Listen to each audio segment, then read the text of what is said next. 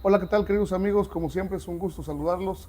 Nos encontramos con el maestro Juvenal Cruz Vega, quien es un magnífico jurista y fundador de la Academia de la Lengua Clásica Fray Alonso de la Veracruz. Maestro, bienvenidos aquí a Revista Libertad y gracias por aceptar esta entrevista con usted. Muchas gracias, Ángel, Pablo. Pues estoy aquí en Poza Rica, muy contento, con mucho calor, pero con mucha alegría también. Usted en Puebla el clima es diferente, aquí es un poquito más agresivo en la intensidad del sol, ¿no? Sí, pues nosotros estamos en medio de volcanes y cuando llega a ser calor, pues es un calor también voluble, ¿no? Porque sube, baja, pero en torno al frío. Cuando dicen qué chula es Puebla, ¿no? Maestro, vamos a entrar al tema de lo que pues nos honra con su presencia aquí en la ciudad de Poza Rica. Más tarde va a impartir una conferencia bajo el marco del Día del Abogado, que se celebra el próximo 12 de julio. Y pues bueno, trae usted un tema. ¿Cómo se titula esa magna conferencia que va a impartir? Pues es el humanismo y aplicado al derecho, porque voy a la Facultad de Derecho. Y pues además el humanismo es interdisciplinario, o sea que el derecho tiene humanismo y el humanismo pues se reparte en todas las ciencias, ha estado permanente en Occidente ya desde hace 26 siglos, pero en México ha tenido una magnífica aceptación, por eso existe el humanismo mexicano, así como concepto, desde ya son más de 480 años de ese proyecto. Cuando se habla de humanismo, pues es estudiar la grandeza del ser humano, la dignidad, la libertad, los valores, pero en el ámbito académico como erudición, como estudio. ¿Sí? A diferencia de la vivencia de los valores, de la experiencia que unos llaman humanismo, yo creo que a veces lo confunden con alteridad o a veces lo confunden con filantropía. Pero cuando se habla de humanismo, pues ya es un conocimiento intercultural, interdisciplinario, destacando la libertad y la dignidad del ser humano. En ese sentido, maestro, en una época de desconfianza hacia las instituciones, ¿qué valores del humanismo clásico considera indispensables para que los abogados recuperen esa confianza con la sociedad y también las instituciones recuperen esa confianza ante la... Fíjate, hay 4 valores muy importantes que desde hace 24 siglos ya fueron así como los valores de la ciudad: la justicia, la sabiduría, la valentía y la prudencia. Y esas 4 están en el derecho y están en toda la vida del ser humano. Importante que los abogados rescaten esta esencia. Sí, porque hubo un tiempo en que decían, si esas 4 virtudes no las tiene un ciudadano, entonces fácilmente se convierte al otro bando. ¿Cuál es el bando? El del bárbaro, el del enemigo, el del traidor. Sería infrahumano. Sí, Por debajo. O sea, fíjate, traidor a la patria, no solamente le llamaban al que se cambiaba de partido, sino también el que no tiene estudio, el que no se dedica a estudiar, el que no tiene la valentía para defender los valores y sobre todo la sabiduría y la frónesis, la prudencia. Ok, continuando con el tema de la filosofía y el humanismo, ¿qué pierde un abogado cuando su preparación se limita únicamente al conocimiento técnico de las leyes y no enriquece en la práctica pues, con el humanismo? No comprende al ser humano, porque el ser humano no solamente es la ley, sino todo el fundamento de la ley, ¿no? El ser humano, los valores interdisciplinarios, ¿no? Porque además hubo un tiempo en el siglo XX, de 1890, finales del XIX, hasta todo el siglo XX, hasta 1970, cuando los abogados pues eran humanistas, ¿no? Estudiaban griego, estudiaban latín, para entender la raíz de las palabras y también la raíz del ser humano, pero esas lenguas clásicas te llevaban a la teoría del conocimiento, a la lógica, por eso todavía quedó algo de esto, ¿no? Lógica jurídica,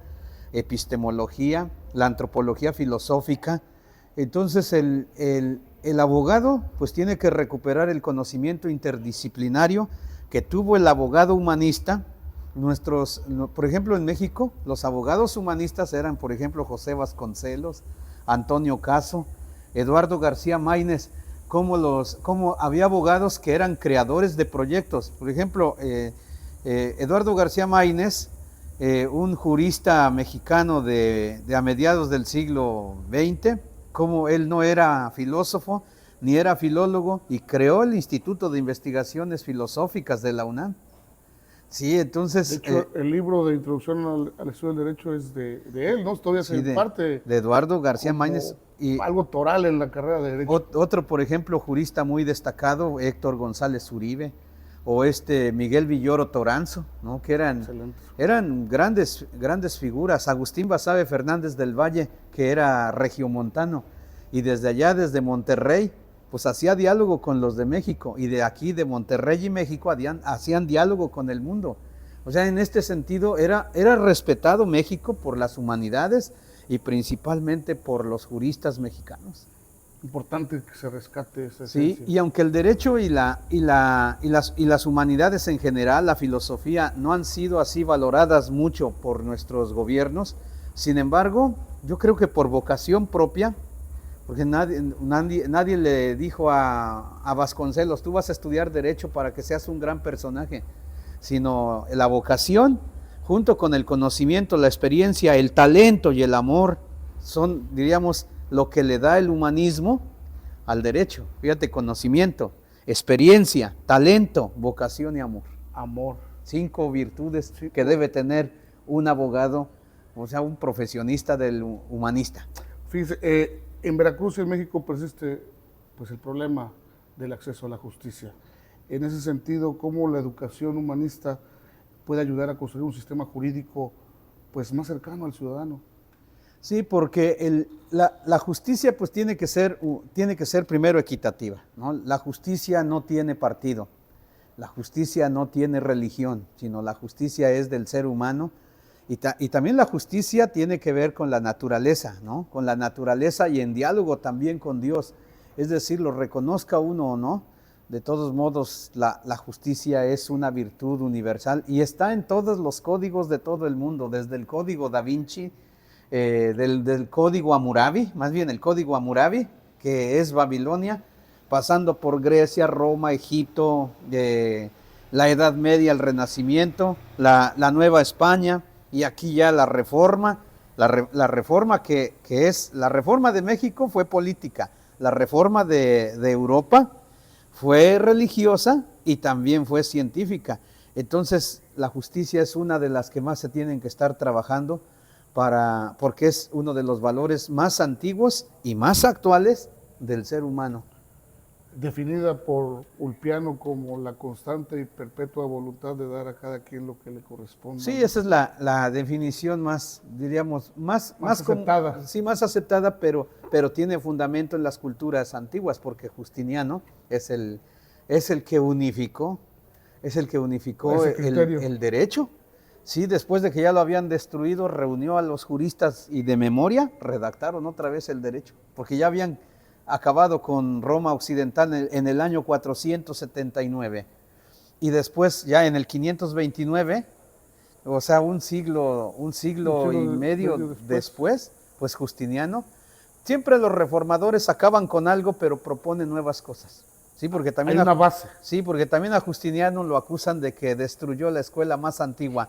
Llevaba 900 años, la Academia de Platón, la acabó totalmente.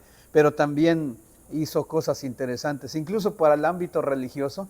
Él recupera la fundación de Roma y, por ejemplo, en el matrimonio dicen todavía ese concepto, que la cargue, ¿no? Pues es recordar cómo Roma obtuvo mujer, se la robó, los romanos se la robaron a los sabinos, las cargaron y las llevaron a su casa.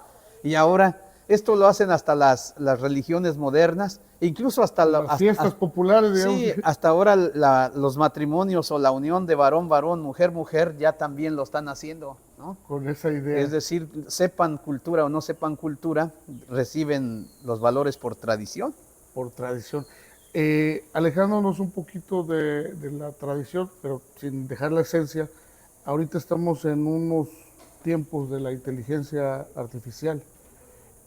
Ahí me gustaría alguna reflexión en esos tiempos donde la inteligencia artificial comienza a influir en la profesión jurídica también. ¿Qué capacidades humanas seguirían siendo insustituibles para un abogado? Fíjate, hace un siglo Huxley, un filósofo, publicó un libro que se llama El Mundo Feliz. Ya desde allí estaba anunciando que las máquinas nos iban a dominar. Vino poco a poco, en las películas de los años 80, se fue viendo poco a poco esto. Hoy ya es una realidad, la inteligencia artificial. Yo creo que no hay que negarla, ni tampoco hay que reducirnos a ese concepto científico. Lo que tenemos que hacer es una analogía de todo el proyecto de la inteligencia artificial a nivel mundial, pero sin descuidar la formación humana, pues para defendernos también, y no defendernos de las máquinas y también defendernos de los poderosos, sí, que finalmente son los que están atrás de todo este proyecto. Y por eso yo creo que yo estoy a favor mucho de defender la educación de carne y hueso, así como diría otro gran humanista, el humanista español, don Miguel de Unamuno, cuando escribió ese libro sobre se me fue ese nombre. Niebla. ¿Cuál? Niebla. No, otro. Almas de joven. Escribió un libro muy famoso sobre el humanismo, y él definió al hombre de carne y hueso, dice como que es recogiendo toda la tradición del humanismo para prepararnos a los avances de la tecnología. Y hoy incluso el Papa León XIV acaba de publicar una encíclica que se llama Magnifica Humanitas, o sea, el humanismo en grande. Y entonces destacando el concepto de naturaleza humana, de ser humano, para integrar la inteligencia humana, la voluntad, la libertad, los sentimientos, la razón, para pensar como en grande, como un ser humano, y comenzando, o sea, renovando otra vez el estudio en las generaciones nuevas, desde los chiquitos, ¿no? Primaria, o si se puede antes, Desde secundaria, preescolar. bachillerato, pues regresando a esta formación humanista que nos va a hacer cada vez más seres humanos, sin necesidad de rechazar a la tecnología. En este sentido, yo creo que está teniendo éxito el humanismo analógico del filósofo mexicano Mauricio Beuchot, que es el filósofo más grande de México y uno de los grandes de América Latina, autor de 200 libros, de 76 años de edad vive, y él creó un proyecto muy fuerte que se llama humanismo analógico. Incluso él dice, el humanismo cristiano, que lleva 2000 años, humanismo mexicano, 500 años como humanismo analógico. Ya no se había visto un humanista de ese tamaño desde que murió Alfonso Reyes en el año 1959 o Gabriel Méndez Plancarte en 1949, los dos grandes humanistas de México, y ahora con el tercero.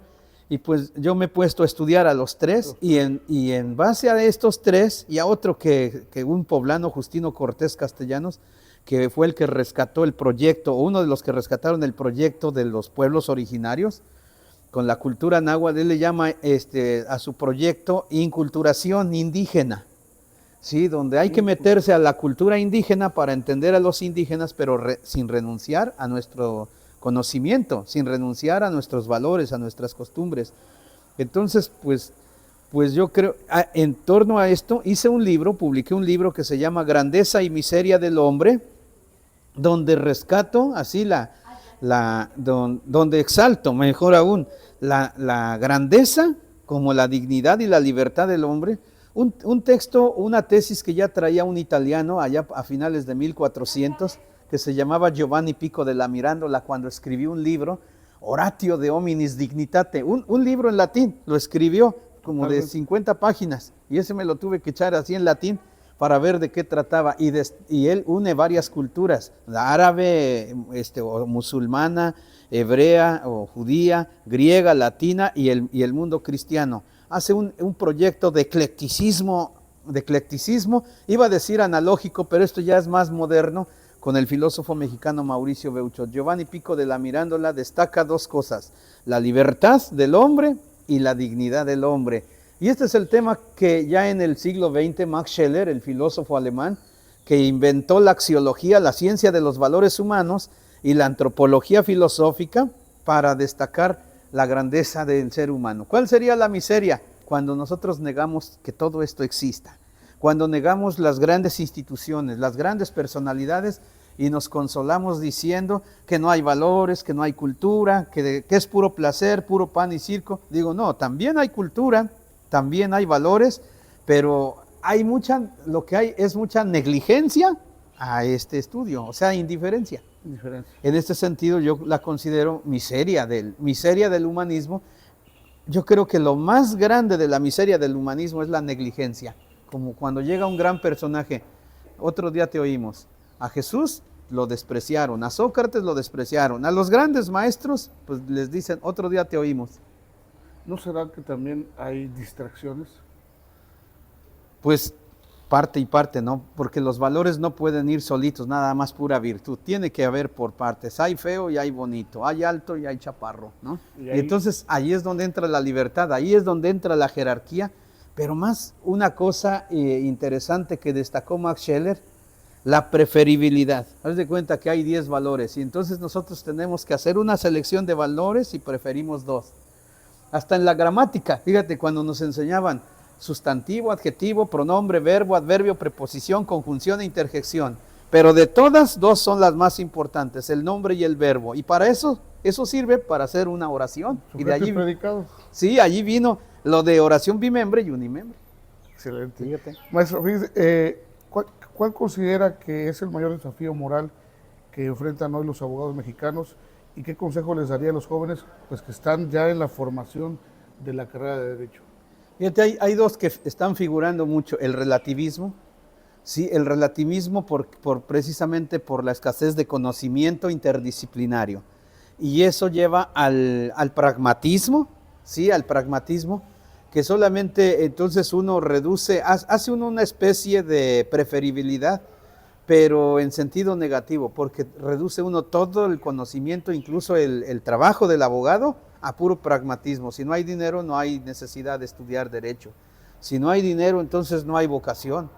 Entonces, y yo creo que esos 2, el pragmatismo y el relativismo, donde cada uno hace su propia verdad y tiene uno miedo al diálogo convergente con los valores, yo creo que unido a estos 2, pues es la negligencia, que es la que se está destacando más a nivel mundial.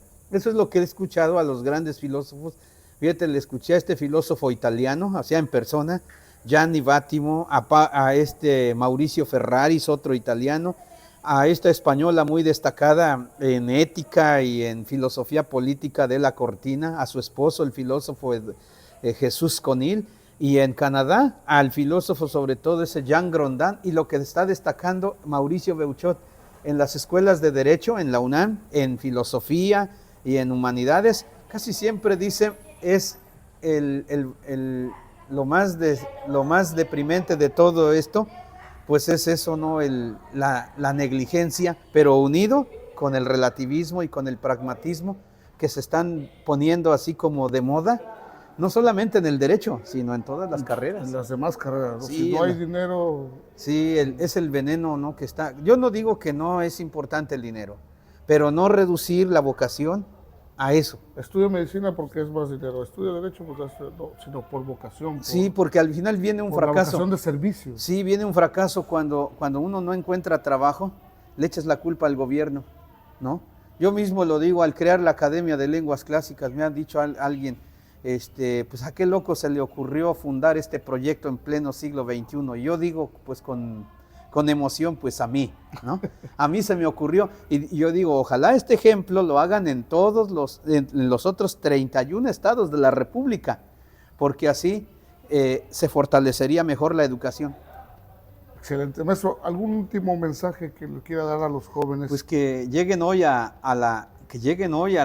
escuchar las 2 conferencias magistrales que vamos a dictar aquí en la Universidad Veracruzana, la de Justicia Social, que va a dar el doctor Jesús Manuel Araiza Martínez de la UNAM, y la que yo voy a dar, Humanismo y Derecho, aquí mismo, hoy a las 4 de la tarde, estaremos tal vez como hora y media ahí dialogando, y que conozcan nuestros libros que publicamos sobre este tema. Excelente. Pues bueno, pues muchas gracias y agradecemos a todos los que se conectaron a través de la revista Libertad. Más tarde los que van a ver en otros días indistintos esta transmisión que se queda en vivo, y principalmente también al maestro Jaime Méndez, que pues es el principal promotor de estas actividades en coordinación con el Sistema de Enseñanza Abierta de la Universidad Veracruzana, bajo el marco del Día del Abogado. Que tengan ustedes muy buen día, muy buena tarde, muy buena noche. Muchas gracias.